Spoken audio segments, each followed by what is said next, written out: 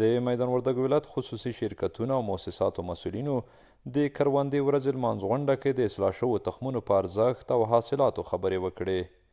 دوی له بزګرانو وغوښتل چې اصلاح شوي تخمونه وکري.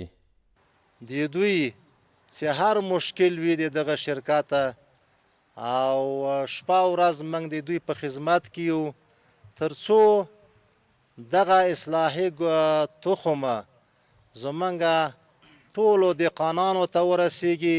دوی د دغه اصلاحي تخمونو په نتیجه کې ډیر عواید ترلاسه کړي.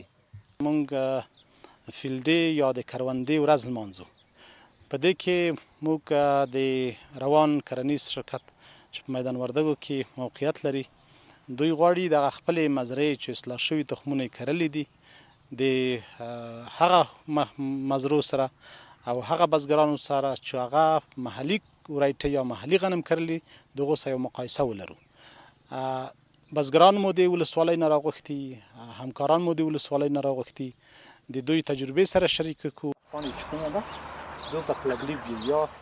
د یاد ولایت بزګران دا ډول غونډې د تجربو د شریکولو لپاره اړینې بولي او د ښو حاصلاتو د ترلاسه کولو په موخه د شرکتونو له اصلاحي تخمونو خوښ دي.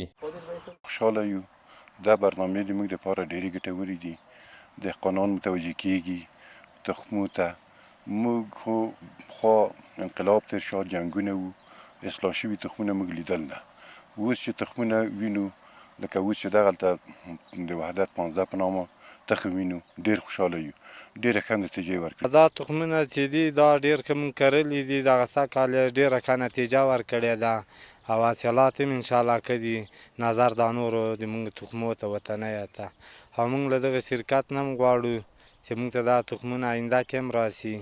د میدان وردګ ولایت چارواکي د خصوصي شرکتونو او مؤسساتو مسؤلین بزګرانو ته د اصلاح شوو تخمونو او سرې د ویش ترڅنګ د هر ډول همکارۍ ډاډ ورکوي.